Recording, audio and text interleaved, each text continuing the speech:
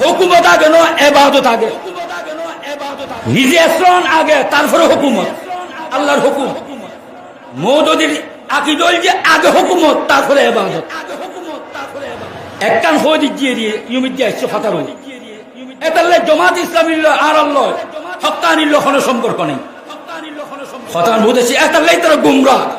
পরিপূর্ণ হাদিস কোরআনের বিপরীত তারা আকীদা সালফাসকান আকীদা জি দিনুল ঈমান ধ্বংস হয়ে গিয়ে এলে সালফাসকান আকীদা আছে ইউতুন একখান ইয়েনো আর হুকুমত আল্লাহ দিলি খাইজি আল্লাহ খতে দিব আল্লাহ খতে আর হাইবুর আদেশ মানো আমল সওয়াল করো পরিপূর্ণ মুমিন তো তোয়ার খেলাফত দিও ইতারা কথা আগে হুকুমত প্রতিষ্ঠা করো তারপরে খেলাফ আমল কথা বুঝেছি না সরাসরি আল্লাহ রাসূল আদেশ হলো সংঘর্ষ যুদ্ধ এতাল্লাই মুসলমান ভাই